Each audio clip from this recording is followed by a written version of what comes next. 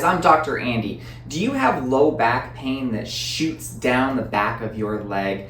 If so, you may have sciatica, okay? Sciatica is a really scary term, right? We're thinking about patients that are leaning over, their leg is on fire, right? The good news is there are things that you can do about that. There are ways that you can improve. You don't always have to have surgery for it, okay?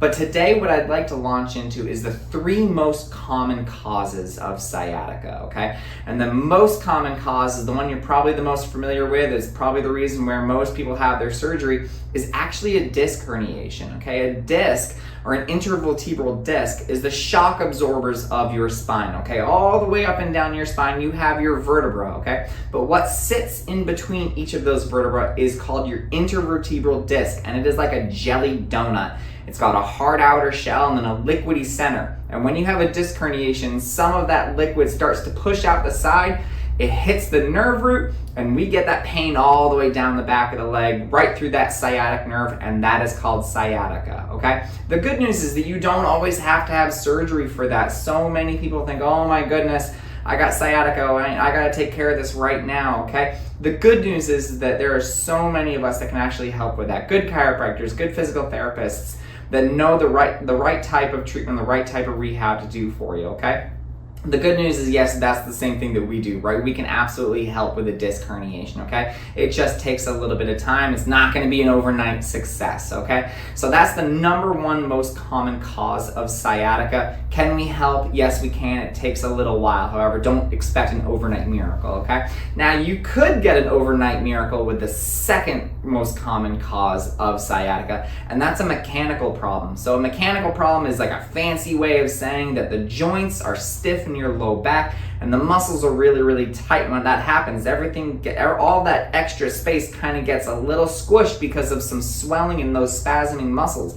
And when that happens, it increases the likelihood that not only do we get pain in the low back, that we actually apply some pressure into the nerves that are part of the sciatic nerve, and then we get that shooting pain down the back of the leg as well. The good news with that one is that if that's the cause of your sciatica, that we're gonna get you better a whole lot faster. I'm talking just a couple of visits, and we should notice a significant improvement through that low back, okay?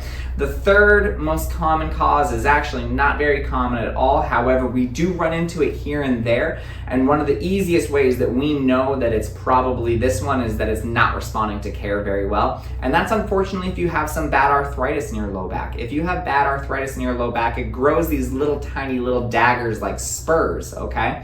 And sometimes that spur can go directly into the area where the nerve is coming out of your low back.